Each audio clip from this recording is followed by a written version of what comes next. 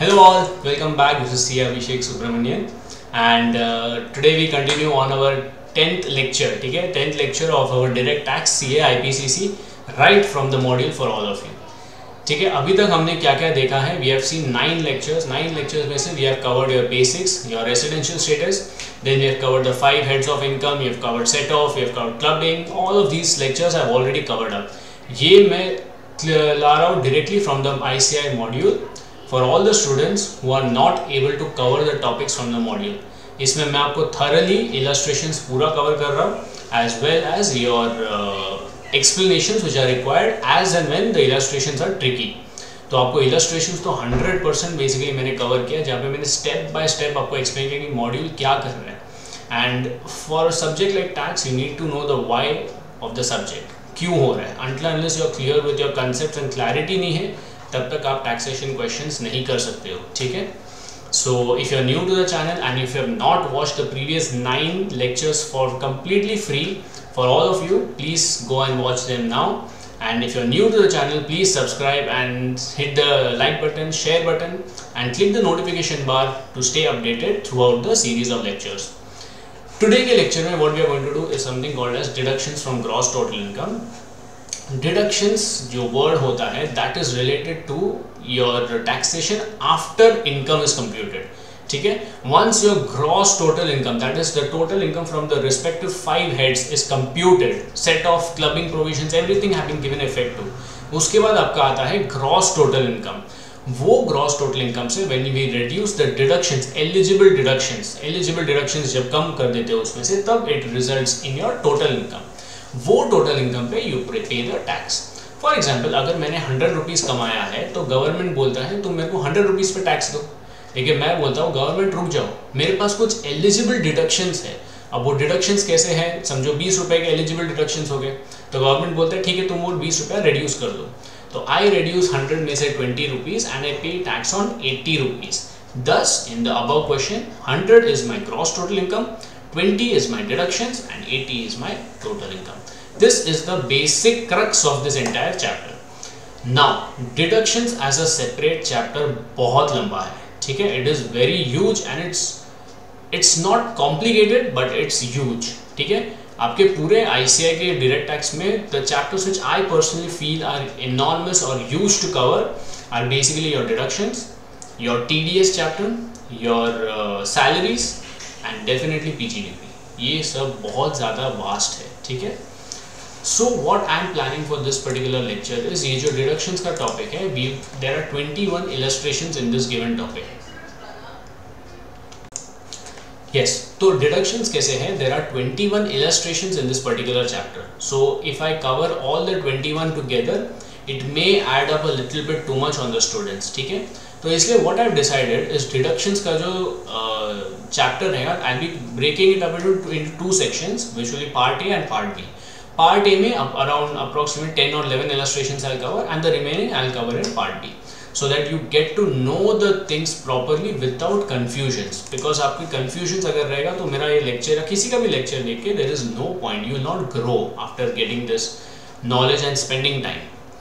So without any more time wasting, let's go to the deductions का chapter. ठीक. अब जैसे if you see there are many there is a lot of introduction which is given over here. ठीक है. ये आप read करना. Okay. As I told you already, 100, 20 and 80, that is the crux of deductions. Section 80A है जो इसका main introductory section है. Section 80 governs the entire deductions from 80A to 80QQB, that is your royalty और author वाले sections deductions है, वो last तक, उधर तक पूरा deductions जाता है. So one by one we will cover in proper stage wise. ठीक है. Section 80A clause 1 provides that in computing the total income of an assessee, there shall be allowed from his gross total income the deduction specified in section 80C to 80U. If the assessee has exercised the option of shifting out of the default tax regime as provided under the section 115 BAC. अगर आप old regime op कर रहे हो तभी ही आपको deductions मिलने वाले. new regime में deductions को टाटा बाय बाय बोल दो. Only very few are allowed, वो भी 80JJA है, जो अगर किसी ने पढ़ा है तो वो दैट इज योर वर्कमैन वाला अलाउंसेस. ठीक है. 80JJAA, बाकी कुछ मिलता नहीं है. बस ये मेन है, या ये सेक्शन आपका अगर आपको लिखना है तो बाजू में you can write and keep 100 minus 20 equals 80. Then 80AB, अभी ए का दूसरा सब पार्ट है तो ए बी आता है. This is how you read the section. This is section 80 का ए बी. 80A का दूसरा पार्ट है. It is not 80B, it is 80AB. That is 80A का पार्ट है. डिडक्शन स्पेसिफाइड इन चैप्टर 6 है. सी मैंने ये क्यों इधर बोला, बिकॉज मेनी क्लासेस वाले आपको पढ़ाएंगे नहीं how to read the sections. तो 80A का इट इज अ सब पार्ट के 80AB, फिर 80AC. Okay, this is how you read the sections. Deduction specified in chapter 6 है under the heading C. Deductions in respect of certain incomes. तो ये जो C part है इसमें इनकम रिलेटेड डिडक्शन होते हैं. तो मैंने अगर इंटरेस्ट कमाया तो मेरे को इंटरेस्ट के अगेंस्ट डिडक्शन दे दो. Shall be allowed only to the extent such income computed in accordance with provisions of income tax is included in the total income of the assessee. मतलब क्या, बहुत सिंपल चीज़ है. अगर वो 100 रुपीज़ का जो एग्जाम्पल है मेरा, अगर 100 रुपीज़ में मैं डिडक्शन कितना क्लेम कर रहा हूँ 20 रुपीज़, तो ये 20 has to be first included in the 100. ऐसा नहीं हो सकता बेटा कि मैं 100 में इंक्लूड ही ना करूँ और मैं डिडक्शन क्लेम करूँ. नहीं नहीं, वो अलाउड नहीं है. पहले आप 20 रुपीज़ को 100 में इंक्लूड करो और फिर आप उसको माइनस करो. That is what section 80AB specifies. Then 80AC, ये बहुत इंपॉर्टेंट सेक्शन है, क्योंकि अगर ये एक 80AC का नॉन कंप्लायंस हो गया ना तो डिडक्शन नहीं मिलने वाला आपको. ठीक है. Those of you who have studied returns का चैप्टर, तो 139(1), 139(5), 4 ये सब सेक्शंस होते हैं. तो 139(1) में अगर आप फाइल करते हो तो आपको डिडक्शन का बेनिफिट मिलेगा. 139(2) में अगर आप करोगे, 139(4) में अगर आप करोगे तो नहीं मिलने वाला. 139(5) यानी कि रिवाइज रिटर्न नहीं मिलेगा. 139(4) बिलेटेड रिटर्न नहीं चलेगा. 139(1) original return, first return within due date मिल जाएगा. क्या बोलते हैं, furnishing of return of income on or before due date mandatory. इसको बहुत बहुत बहुत सीरियसली लेना, ये सेक्शन को बहुत सीरियसली लेना. Mandatory for claiming deduction under chapter 6A under the heading C. Deduction in respect of certain income. Income related deduction claim करना है तो return time पे file करो. Section 80AC stipulates compulsory filing of return of income on or before the due date specified under section 139(1) as a precondition for availing benefit of deductions under any provisions of chapter 6A under the heading C. That is deduction in respect of certain income. तो अगर आपको income related deduction claim करना है तो फिर जाके return file करो अपने CA के साथ on or before the due date under 139(1). तो ये सारे सेक्शन है. 80IA है, IB, IAB, IAC, ये सब आपके डिडक्शंस है. IB, IBA, IE, ये सब आपके PGBP में भी कवर्ड होते हैं. उधर रेफरेंसेस दिए जाते हैं basically. JJA, JJAA, ATLA, MP, PA, QQB, RRB, ये सब आते हैं. ठीक है.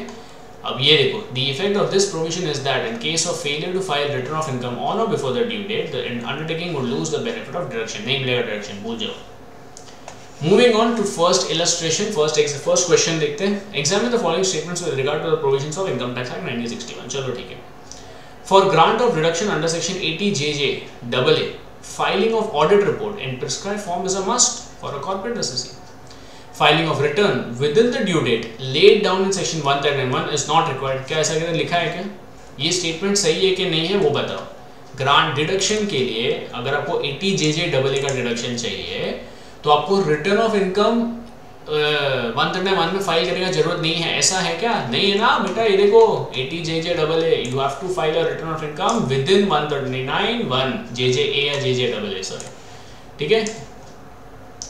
तो ये स्टेटमेंट तो गलत है भाई. It's not correct. Section 80AC stipulates compulsory filing on or before due date for claiming the benefit of 80JJAA.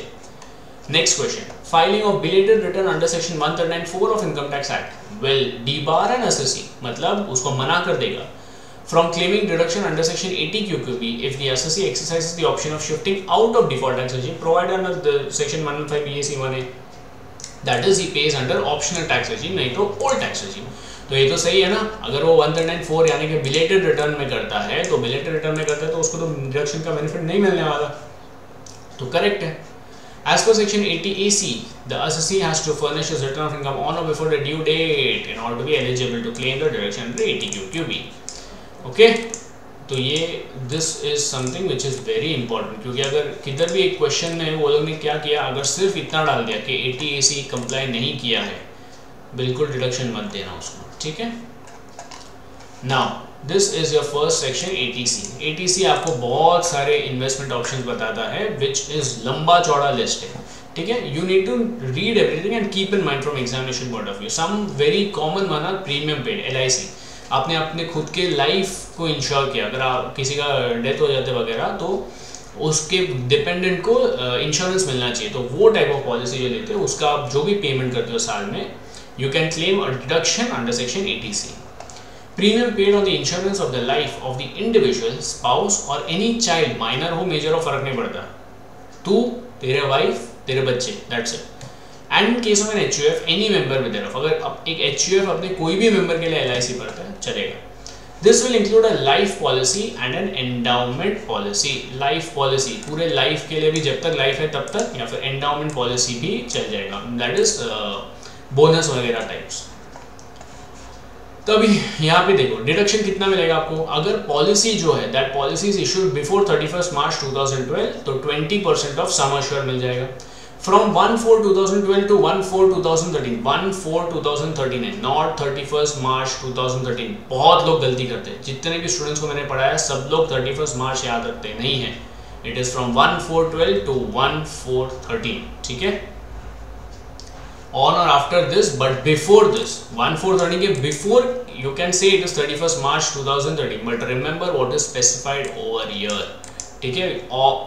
but before this है, याद वो रखना, ठीक है, स्टेटमेंट याद रखना जरूरी होता है। 10% ऑफ सम अश्योर्ड, ठीक है, तो जो भी पॉलिसी में सम अश्योर्ड रहेगा उसका 10% मैक्सिमम प्रीमियम का आपको डिडक्शन मिल जाएगा ये सेक्शन में।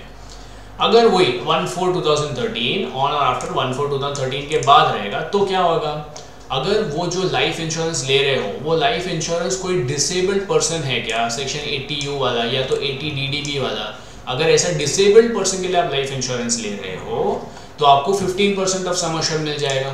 मैं आपको क्रक्स बता रहा हूँ क्योंकि आप पढ़ो पूरा, but I have to cover up more. तो अगर कोई डिसेबल्ड पर्सन के लिए आप 1/4/2013 के बाद अगर LIC ले रहे हो तो मैक्सिमम आपको 15% ऑफ सम अश्योर्ड मिल जाएगा। यही अगर नॉर्मल पर्सन के ले रहे हो तो 10% ऑफ कैपिटल सम अश्योर्ड, ठीक है, बस इतना ही है। Keeping all that in mind, question number 2, computer deduction eligible for under ATC for this year LIC पे किया गणेश ने, ठीक है, details of which given and he is opting for old regime. तो सबसे पहले उसने डेट ऑफ पॉलिसी क्या है यहाँ पे दिया है, पर्सन इंश्योर्ड दिया है, actual capital sum assured, insurance premium कितना पे किया, चलो बताते फटाफट बताओ।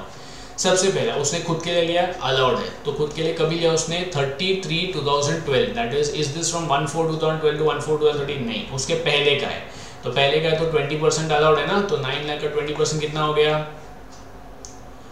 1,80,000 बहुत होता है वो, ठीक है, तो यहाँ पे पूरा का पूरा अलाउड हो जाएगा, फुल 48,000 हो जाएगा, ठीक है। Then as you see 33 self 9 lakh है एंड डिडक्शन कितना उसको मिला, फुल 48,000, क्योंकि रेस्ट्रिक्टेड टू 20% है। स्पाउस के लिए उसने कितना लिया, कभी लिया 1/5/2018, मतलब 13 के बाद लिया, तो स्पाउस डिसेबल्ड है क्या, स्पाउस तो डिसेबल्ड नहीं है, तो फिर नॉर्मल 10%, तो 15,000 होना चाहिए, उसने 20,000 भरा तो उसको कितना मिलेगा, 15,000 का लिमिट मिल जाएगा। हैंडीकैप्ड सन भी है तो 1/6/21, मतलब आफ्टर 1/4/13 है। मैं क्यों ऐसा बोल रहा हूँ, क्योंकि वो स्लैब आपको याद रखना चाहिए, ठीक है। तो हैंडीकैप वाले के लिए 1/6/2021 को लिया, आफ्टर 1/4/2013, तो हैंडीकैप वाले के लिए 15% है, तो 15% कितना होता है, 60,000 होता है, और उसने कितना भरा, 80,000, so it will be restricted to 60,000, तो मैक्सिमम डिडक्शन कितना मिलेगा बेटा, 1,23,000। I hope it is clear, ठीक है, वेरी सिंपल क्वेश्चन। अब बताओ मेरे को, if Ganesh pays tax under default tax regime, अगर गणेश न्यू रेजिम में पे करते तो कुछ भी मिलने वाला है क्या, बाढ़ में जाओ, नहीं मिलेगा। If Ganesh pays tax under new regime, he would not be eligible for deduction under section ATC because new regime is not covering any deductions. Okay, moving on. Contribution to SPF, PPF, RPF, ये सब मैंने आपको salary में detail में बताया। Superannuation provident fund, public provident fund, recognised provident fund, ये सब funds के बारे में मैंने आपको बताया, ठीक है। Contributions to any provident fund to which the Provident Fund Act 1925 applies and recognized provident fund qualifies for deduction under section ATC. Contribution made to any provident fund set up by the central government and notified in this behalf, that is the public provident fund established under the Public Provident Fund Scheme 1960. ये कौन सा है, ये आपका employ वाला provident fund act, ये only PF act है जिधर एम्प्लॉय रिलेशनशिप, एंड जो पब्लिक प्रोविडेंट फंड है ये तो normal other than employ relation, मेरे और आपके ऐसे इंडिविजुअल्स, ठीक है। also qualifies for deduction under 80C. Such contribution can be made in the name of individual, his spouse, and any child of the individual and any member of the family भी चलेगा.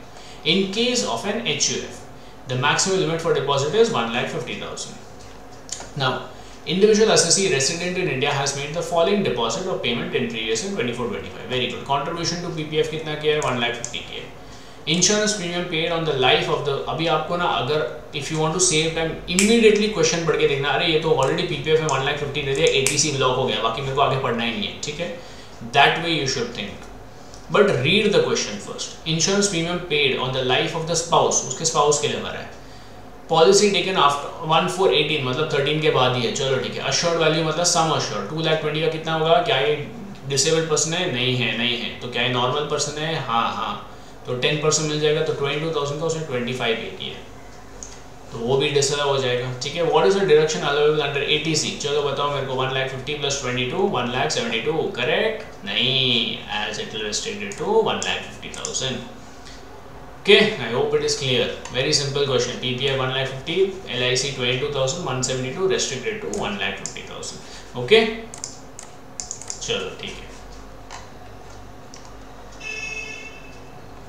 नहीं, ये बहुत सारे अलग अलग टाइप की चीज़ें दी है, you can read it, it's very simple.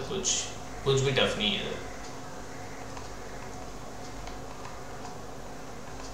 Okay, next what we go is for 80CCC. It's a pension scheme, ठीक है. क्या है 80CCC?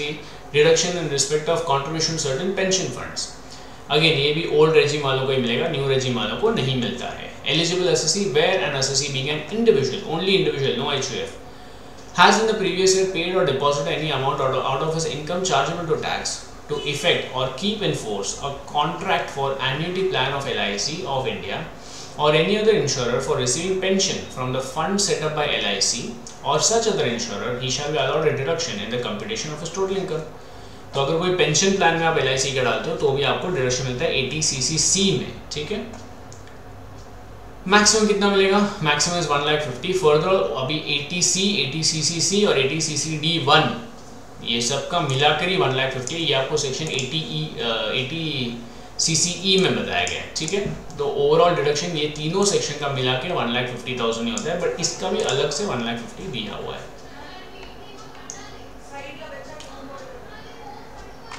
Yes, next section deduction under section 80CCD. क्या बोलते हैं डिडक्शन? हाँ, ये भी आपका पेंशन स्कीम है, but this pension scheme is divided into 2 parts, ठीक है. एक आपका एम्प्लॉय कंट्रीब्यूशन होता है, एक आपका एम्प्लॉय कंट्रीब्यूशन होता है. Now it is mandatory for persons entering in the service of central government on after 1 January 2004 to contribute 10% of their salary every month towards their pension account. Government वालों को, central government वालों को mandatory किया है. A matching contribution is required to be made by government to the said account. The benefit of the scheme is also available to individuals employed by any other employer as well as to self-employed individuals. तो government वाले को तो mandatory कर दिया. Deduction क्या मिलता है? 80CCD provides reduction respect of contribution made to the pension scheme notified by central government. तो सेंट्रल गवर्नमेंट जो स्कीम नोटिफाई, अभी ऊपर 80CCC में क्या था बेटा? इट वाज LIC का पेंशन स्कीम. यहाँ पर जो गवर्नमेंट नोटिफाई करता है, अगर आप वो पेंशन फंड में डालते हो तो 80CCD में बेनिफिट मिलता है, ठीक है. कितना मिलता है सर? अभी उसके पहले see accordingly the central government has notified the Atal pension Yojana APY as a pension scheme. Contribution to which would qualify for deduction under section 80CCD in the hands of individual. तो इंडिविजुअल के हाथ में deduction मिल जाएगा. अब quantum की बात करते हैं. 80CCD1 जो रहता है दैट टॉक्स अबाउट एम्प्लॉई का कंट्रीब्यूशन, ठीक है, एम्प्लॉई का contribution. Section 80CCD1 provides a deduction for the amount paid or deposited by an employee in his pension account subject to maximum of 10% of the salary. तो 10% of salary तक deduction मिल जाएगा उसको. This deduction, the deduction in case of self-employed individual would be restricted 20% of his gross total income. तो अगर वो मेरे जैसा एक business person रहेगा तो मेरा जो GTI रहेगा उसका 20% तक का मेरे को पेंशन में, जो अभी समझो मेरा GTI 1 लाख है, 20% comes to 20,000. If I have deposited 30,000, then I'll get a deduction of 20,000. That is maximum in 80CCD1. In case of an employee, if I am an employee, तो अगर यही चीज़ रहेगा तो मेरा बेसिक प्लस DA, जो basic salary plus dearness allowance का 10% तक का डिडक्शन मिल जाएगा. अब ये जो 80CCD का डिडक्शन मैं सैलरी बोल रहा हूँ ना, ये सैलरी आपके सैलरी चैप्टर में मैंने बताया कि 80CCD में पेंशन में it is basic plus DA. Deduction would be eligible only to an assessee who pays tax under the old regime, not under the new regime, 80CCD 1. Now 80CCD 1B additional 50,000 देते हैं। आप जो भी अभी जैसा मेरा 20,000 और 30,000 का एग्जाम्पल था, तो मेरा 10,000 रह गया, तो वो 10,000 में 80CCD 1B में अप टू 50,000 क्लेम कर सकता हूँ। तो मेरा दोनों 30,000 क्लियर हो गया। मेरा 30,000 में से 20,000 किधर गया, 20,000 कहाँ गया, 80CCD 1 में, एंड मेरा बाकी जो 10,000 कहाँ गया, वो 80CCD 1B में चला जाता है। वही लिखा है देखो, 80CCD 1B provides for an additional deduction of up to 50,000 in respect of the whole of the amount paid or deposited by an individual assessee under NPS in previous year, whether or not any deduction is allowed under 80CCD 1. आपको 80CCD 1 में claim किया है नहीं किया उससे फर्क नहीं पड़ता, इधर आपको 50,000 तक मिल जाएगा। अब 80CCD 1B का क्या दिया है, अगेन आपको ओल्ड रेजिम में ही जाना पड़ेगा तभी मिलेगा। नाउ ये पॉइंट भी आपको वही बोला है कि 80 whereas the deduction under section 80CCD 1 is subject to overall, हमने जैसे ऊपर पढ़ा था 80CCE में 80C, 80CCC और 80CCD 1 एप्लीकेबल होता है, but 80CCD 1B is excluded from the 1,50,000 का, उसका अलग से आपको 50,000 मिल जाता है। वही चीज़ लिखा है इधर। अंडर सेक्शन 80CCD 2, अब ये तो क्या contribution by employer होता है, contribution made by central government or state government or any other employer in previous year to said account of the employee is allowed as deduction in computation of total income। बहुत बढ़िया। कितना मिलता है, the entire employer's contribution would be included in the salary of the employer। सबसे पहले contribution तो salary में include करना पड़ता है, फिर उसको निकाल सकते हो।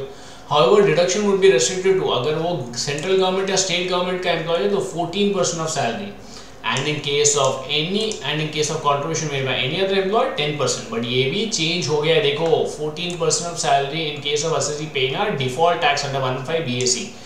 तो अगर समराइज करो तो employer contribution 80CCD 2, employee contribution 80CCD 1 and 1B। तो employee contribution कितना तक मिलता है, 10% या 10% of salary और 20% of GTI and additional 50,000 80CCD 1B। Employ contribution कितना मिलता है, अगर वो सेंट्रल गवर्नमेंट स्टेट गवर्नमेंट का एम्प्लॉय हुआ तो 14% ऑफ हिज सैलरी, अगर वो अदर हो गया तो 10%, बट अभी वो 10% को क्या कर दिया, 14% कर दिया इन केस ऑफ न्यू रेजिम। अगर वो एसएससी न्यू रेजिम ले रहे हैं तो उसको 14% ऑफ डिडक्शन मिल जाएगा, तो दोनों को 14% हो जाएगा बेसिकली अगर न्यू रेजिम में गया तो। 80CCD 2 is allowed whether or not he takes old regime or new regime, ठीक है, उससे फर्क नहीं पड़ता है, यही चीज लिखा है यहाँ पे। देन ये सब ठीक है। For computation of limit under 80CCD 1 and 2, salary includes, देखो dearness allowance if the terms are so provide but excludes all other allowance। salary का definition में आपको दे दिया वापस से इन्होंने इधर, ठीक है, already they have included it in this what do you call salary का चैप्टर में डाला हुआ है, बट इधर वापस कर दिया। अब मेरे को बात बताओ, ये सिंपल क्वेश्चन है, एक पढ़ते हैं। The basic salary of Mr. A is 1 lakh per month, मतलब साल का 12 लाख हो गया। He is entitled to dearness allowance which is 40% of basic salary, मतलब 40,000 हो गया per month. 50% of dearness allowance, ये जो 40% उसका 50% of dearness allowance forms part of retirement benefits, ठीक है, तो ये DA in terms हो गया ना, बेसिकली उसका DA in terms हो गया। Both A and his employer contribute 15% of basic salary to a pension scheme referred in section 80CCD। अब टैक्स ट्रीटमेंट बताओ, saying that he has exercised the option of shifting out of default tax regime। सबसे पहले इसकी बात कर लेते अब पढ़ लेते हैं, चलो, क्योंकि क्या है अगर मैं एक्सप्लेनेशन करूंगा तो आपका भी टाइम चला जाएगा। बेसिकली ओवरऑल उसका 1 लाख, उसका पहले सैलरी निकालो, एम्प्लॉयज कॉन्ट्रीब्यूशन निकालो, एम्प्लॉयज कॉन्ट्रीब्यूशन निकालो, subject to the limits and that will be the eligible deduction. This is the crux of the question. Tax treatment अगर मिस्टर ए का हाथ में जब ही pays under normal provision that is new regime में, तो सबसे पहले employees contribution to such pension scheme would be treated as salary since it specifically included definition of salary. Therefore 1,80,000 being 15% of basic salary will be included Mr. A salary। मैं सीधा इधर पढ़ने आता हूँ, ठीक है। सबसे पहले सैलरी की बात करें और उसका डिडक्शंस की बात करते हैं, तो बेसिक सैलरी कितना है 1 लाख इंटू 12 लाख। DA कितना है 40%, 4,80,000। अब ये जो अभी हम लोग क्या कंप्यूट करना है यहाँ पे, ये कॉन्ट्रीब्यूशन, मतलब हमको 80CCD 1 के बारे में बताना है, 1, 1B और 2 के बारे में बात करना है। तो सीधा अभी मेरे को बात करो DA इन टर्म्स कितना है, only 50% of the total DA। तो 50% ऑफ द टोटल DA कितना है बेटा, इट इज 4,80,000 का 50%, दैट इज 2,40,000। तो पहले बात तो ये दोनों को इंक्लूड कर लो, 14,40,000 हो गया सैलरी। अब 14,40,000 का ये जो मिस्टर ए है मिस्टर ए कितना कंट्रीब्यूट करता है, 15% कंट्रीब्यूट करता है। अब मिस्टर ए 15% अगर कंट्रीब्यूट कर रहा है तो उसको डिडक्शन कितना मिलेगा, लेकिन ATCCD 1 में 10%, उससे ज़्यादा तो नहीं मिलने वाला। तो सैलरी कितना होगा 14,40,000। अब डिडक्शन कितना मिलेगा, रेस्ट्रिक्टेड टू 10%, 1,44,000। अब 1,44,000 में उसने कितना कंट्रीब्यूट किया एक्चुअली में, 15% ऑफ हिज बेसिक सैलरी। तो 12 लाख का 15% कितना होता है, I think it is 1,80,000। Yes, 1,80,000 being 12 lakh का 15%। अब मेरे को बताओ ATCCD 1 में उसको कितना मैक्सिमम मिल सकता है, 1,44,000 मिल सकता है। बैलेंस कितना है 36,000। Can he use this 36,000 under section ATCCD 1B? Absolutely he can. तो ATCCD 1B में उसने उठा के डाल दिया 36। तो बेसिकली 1,80,000 को स्प्लिट ऑफ किया है, keeping the margin, keeping the maximum limits also in mind, and therefore he has adjusted this. Now अभी इस सेकेंड क्वेश्चन में क्या बोल रहे हैं, तो यही है और तो कुछ है नहीं इस क्वेश्चन में, ठीक है। वही चीज ऊपर बता दिया कि वो उधर क्लेम कर सकता है, इधर क्लेम कर सकता है।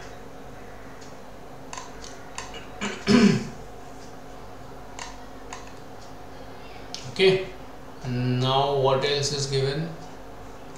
एम्प्लॉयर कंट्रीब्यूशन की बात की है इन्होंने, ATCCD 2 का किधर किया है, अच्छा वो इधर किया, ओके हाँ। एम्प्लॉयर कंट्रीब्यूशन, अभी एम्प्लॉयर कंट्रीब्यूशन कितना रहेगा, 10% रहेगा। तो एम्प्लॉयर कंट्रीब्यूशन अगर 10% रहेगा तो वो तो कितना दिया है वहाँ पे, 10% ऑफ सैलरी कितना है, 1,44,000। तो उसको उतना ही मिलेगा भाई, क्योंकि उससे ज़्यादा तो नहीं मिल सकता उधर। Employers contribution to pension would be allowable as deduction under ATCCD 2 subject to maximum 10% of salary. Therefore, it will be 1,44,000, even though entire contribution is 1,80,000 is included in salary. Salary में तो 1,80,000 included है, लेकिन deduction कितना मिलेगा, 1,44,000 तक है, क्योंकि 10% of salary.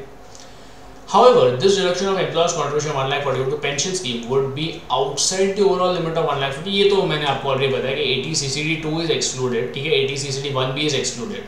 Only ATC, ATCCC and ATCCD 1 is included in ATCCE.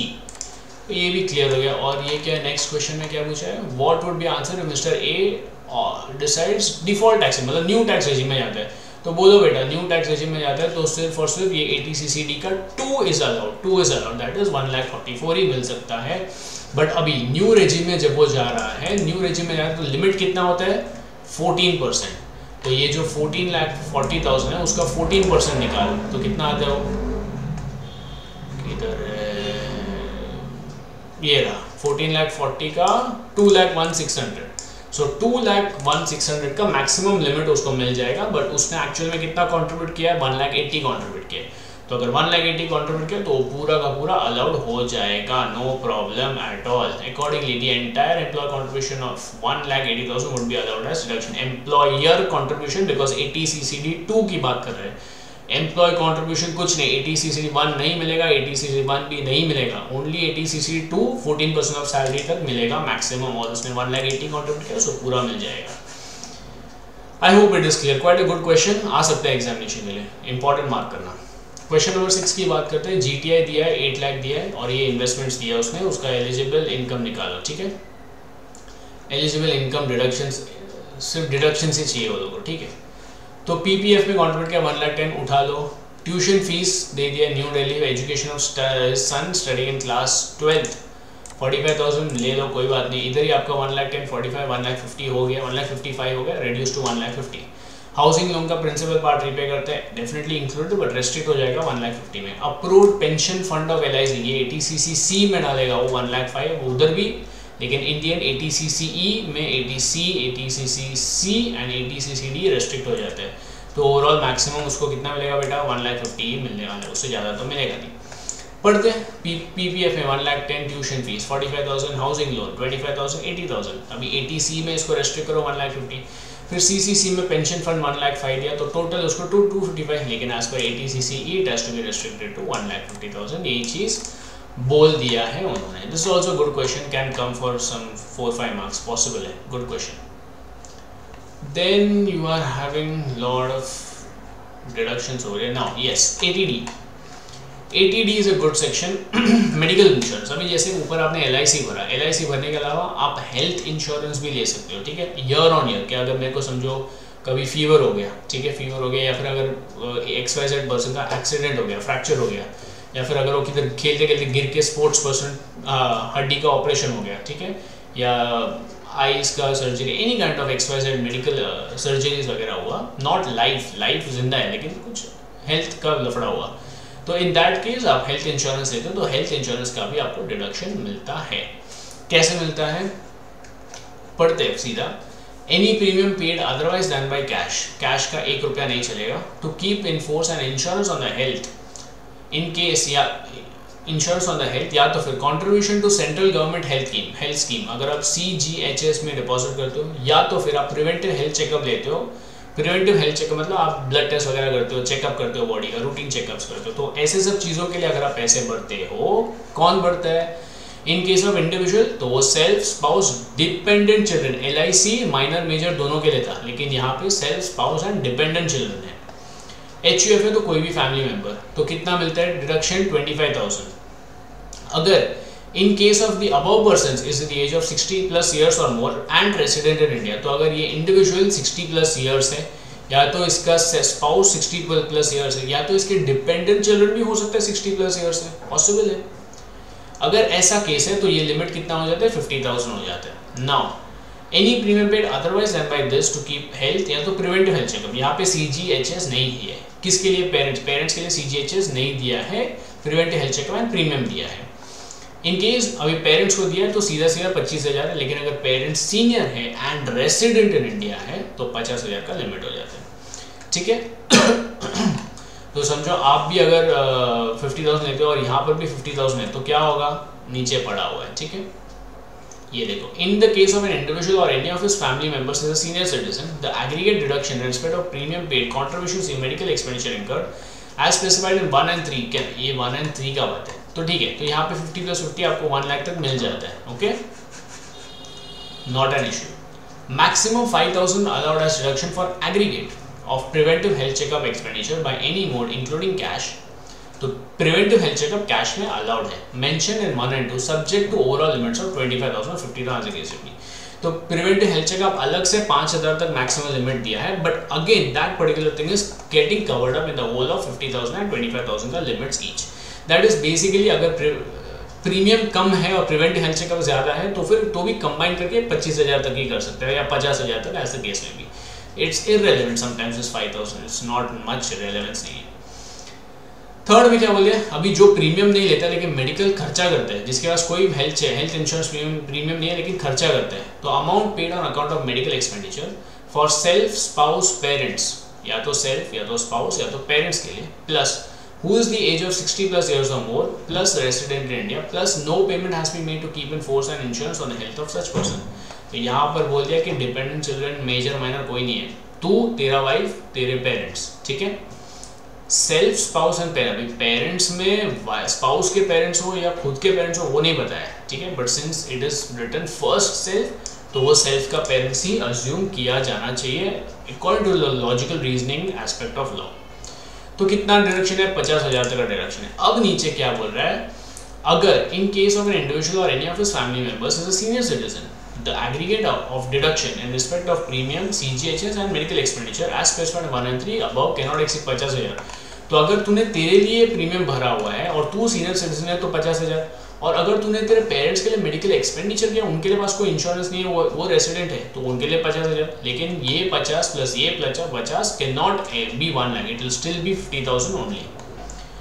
और नीचे बताया, in case one of the parents is senior citizen who is covered under mediclaim policy and another is also senior citizen but not covered under mediclaim policy, the aggregate of deduction respect of premium paid for medical insurance and medical expenditure, मतलब अगर मैंने यहाँ पे mister x ने अपने parents के लिए, अपने फादर के लिए, मदर के लिए उसने प्रीमियम भरा, तो मदर के लिए प्रीमियम भरा तो उसके लिए उसको 50,000 का डिडक्शन मिल जाएगा, अज्यूमिंग मदर इज 60+ ईयर्स, लेकिन फादर के लिए नहीं भर पाया तो फादर के लिए मेडिकल एक्सपेंडिचर किया तो उसका भी 50,000 तक का मिल जाएगा। तो यहाँ पे बोल दिया this 50 plus this 50 will also be restricted to 50 only. ऐसा नहीं कि आप एक के लिए अलग मिलेगा एक के लिए अलग, नहीं, इट विल बी कंबाइंड। सो यहाँ पर this 50 plus this 50 will also B, यहाँ पे तो सबके लिए भरा है, इधर तो वो सीनियर सिटीजन है तो एंड मेडिकल एक्सपेंडिचर भी इनकर, मतलब यहाँ पे उसने पेरेंट्स के लिए लिया ही नहीं है, उसने खुद के लिए लिया हुआ है और पेरेंट्स के लिए खर्चा कर रहा है तो भी 50,000 है। उसने खुद के लिए लिया और कोई एक पेरेंट के लिए लिया और दूसरे पेरेंट के लिए खर्चा कर रहा है तो भी 50,000 तक का ही लिमिट मिलेगा। Okay, so this is all about ATD, simple section है। नाउ क्वेश्चन नंबर 7 देखते हैं। ए है age 40 years, paid medical insurance premium of 20,000 during the previous year to insure his health as well as the health of his spouse. 20,000 दिया उसे, ठीक है, 40 years का है। He also paid medical insurance premium of 47,000 to ensure the health of his father, aged 63 years, who is not dependent on him. ठीक है, उससे फर्क नहीं पड़ता। He contributed 3,600 to CGHS and incurred 3,000 in cash on preventive health checkup. Cash में preventive health checkup चलता है cash में। On himself and his spouse, ठीक है, and 4,000 by check on preventive health checkup of his father. तो deduction compute करो, assuming he is in old regime। पढ़ते हैं। सबसे पहले उसकी बात करते हैं तो सबसे पहले medical insurance premium paid for self and spouse. उसने कितना भरा? 20,000 भरा। क्या ये 20,000 पूरा का पूरा मिल जाएगा? उसको 25,000 तक लिमिट है ना, तो 20,000 तो फुल मिल जाएगा। उसके बाद CGHS में 3,600 दिया, 3,600 इज ऑल्सो, इसको इंक्लूड करें तो 23 होता है और 23 is again with in the limit of 25,000, तो ये भी पूरा दे दो। उसके बाद प्रिवेंटिव हेल्थ चेकअप कितना किया उसने? 3,000 किया, correct. This 3,000 will be restricted, भले ही ये 5,000 के अंदर है, but it is going outside. If you add these, it becomes 26,000. Therefore, you have to get it down to 25,000 as the limit is allowable only to that extent. अब parents की बात करते हैं। पेरेंट्स के लिए उसने क्या किया? 47,000 का प्रीमियम भरा। सीनियर सिटीजन है फादर, तो 47 तो पूरा का पूरा मिल जाएगा 50,000, ठीक है, तो 47 पूरा का पूरा मिल जाएगा। एंड 4,000 बाई चेक दिया, तो 4,000 कितना आएगा यहाँ पे? ये, बट दिस 4,000 ऐड करेंगे तो 51 होता है, तो पेरेंट्स के लिए कितना मिलेगा? 50 मिलेगा। तो एग्रीगेट 50 एंड 25 75 डिडक्शन मिल जाएगा उसको, नो प्रॉब्लम एट ऑल। यही अगर ये भी सीनियर सिटीजन होता है तो 50 + 50 1 लाख होता है। यही मैं ऊपर समझाने की कोशिश कर रहा था। ओके, चलो question 8। Mr. Y, age 40 years, medical insurance premium 22,000 दिया during this to ensure his health as well as his spouse and dependent children.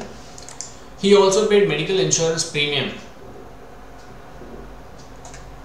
एक सेकेंड, यहाँ पर देखो, डिपेंडेंट ATD में डिपेंडेंट चिल्ड्रन होना बहुत जरूरी है, ठीक है। LIC में ऐसा नहीं था बेटा, याद रखना, ठीक है।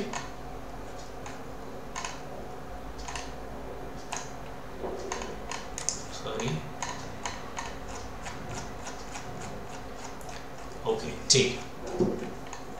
नेक्स्ट, तो 22,000 पे किया उसके लिए, उस स्पाउस के लिए एंड डिपेंडेंट चिल्ड्रन के लिए। He also paid medical insurance premium of 33,000 during the year to ensure the health of his mother, age 67 years, who is not dependent on him. He incurred medical expenditure of 20,000 on his father, age 71 years, who is not covered under medical policy. His father is also not dependent upon him, ठीक है। He contributed 6,000 to CGHS, computer deduction. Okay, very good. सबसे पहले इसकी बात करते हैं। You go step by step. First him, his family, then his parents. You will automatically get it in a flow. घाई मत करना क्वेश्चन सॉल्व करते टाइम। 40 साल का है, बहुत बढ़िया। कितना उसके खुद के लिए भरा? 22,000, तो वो तो पूरा मिल जाएगा उसको, 25 तक का लिमिट है, फिर तो 20,000 पूरा मिल जाएगा। फिर उसने खुद के लिए क्या किया?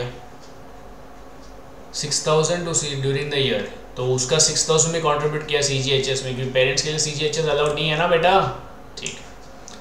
तो 6,000 contribute 28,000, it will be restricted to 25,000। फिर अभी पेरेंट्स की बात करते हैं।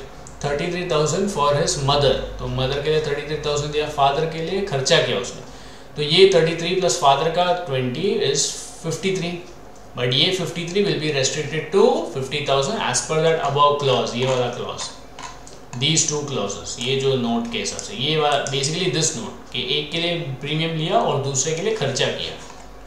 ओके, तो यहाँ पे 53 आता है, 53 का 50 में रोक दिया, 50 और 25 75 हो गया। ओके, अभी तो ये बहुत ज़्यादा स्ट्रिक्ट हो गया बेटा। Actually if you see in reality returns वगैरह file now, since I am a practicing chartered accountant, तो वो सब when you see it, you know, now the government is trying to come up with a policy where you have to attach your supporting policy number लिखना पड़ता है, फिर आपको और भी डिटेल्स देना पड़ता है। Policy number is one of the details which they have hinted at, कि आपको LIC का पॉलिसी नंबर देना पड़ता है, पॉलिसी का डिटेल्स देना पड़ता है, ये सब सबमिट करना पड़ता है, क्योंकि they want to match it with corresponding details submitted by LIC और any other health insuring agent, insurer agent. Now it is becoming very strict. पहले क्या होता था, आप सीधा क्लेम करो और वो प्रोसेस हो जाता था, but now it is becoming very connected. They are connecting the dots, so loop holes निकल रहे धीरे धीरे.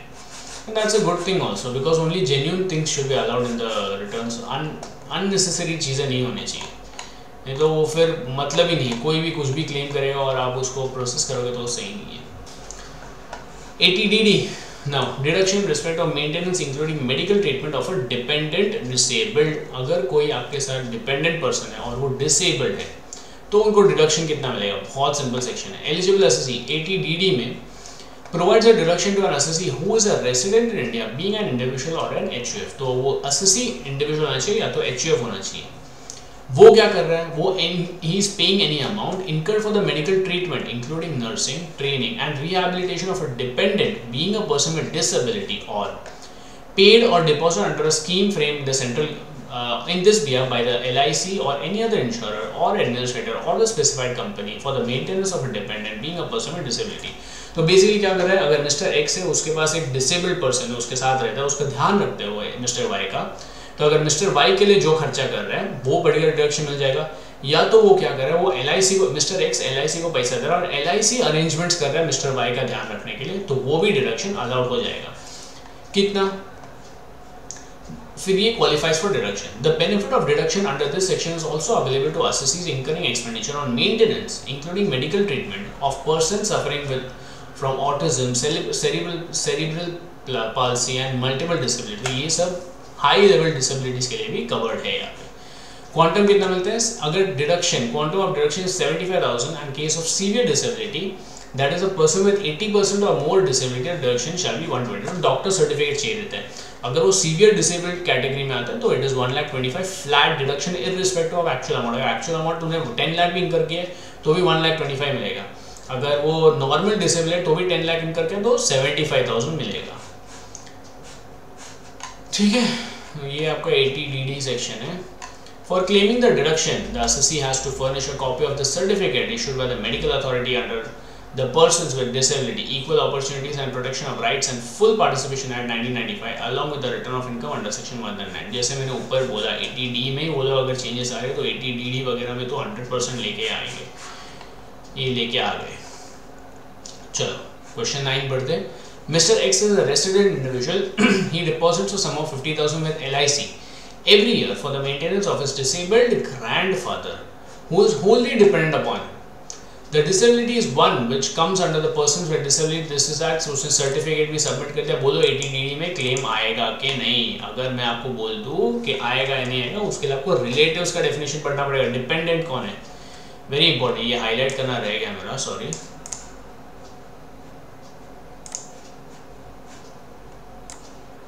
Very important concept. ओके,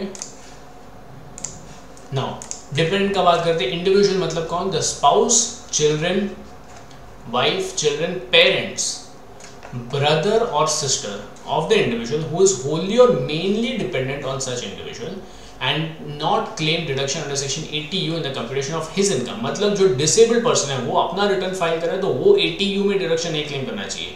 अगर ऐसा है तो ये वाला बंदा जो उसके लिए खर्चा करे वो ATDD में क्लेम कर सकता है, ये ध्यान में रखना.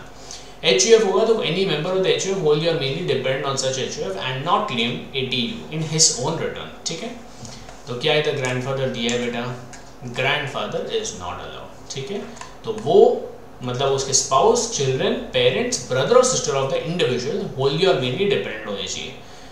अभी यहाँ पे since amount is deposited for grandfather, he will not be allowed deduction under ATDD. The deduction is available if the individual assessee incurs expense for dependent person. Grandfather does not come with the meaning of dependent. अब ये बड़ा simple है. अगर मेरे को कोई पूछेगा sir हम लोग क्या करें इसको, अगर हम लोग को ठीक करना है तो how will we rectify this? Simple है, अपने फादर के अकाउंट से डिपॉजिट कराओ, सॉल्व.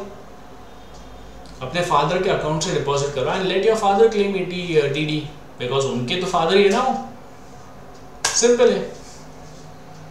ठीक है,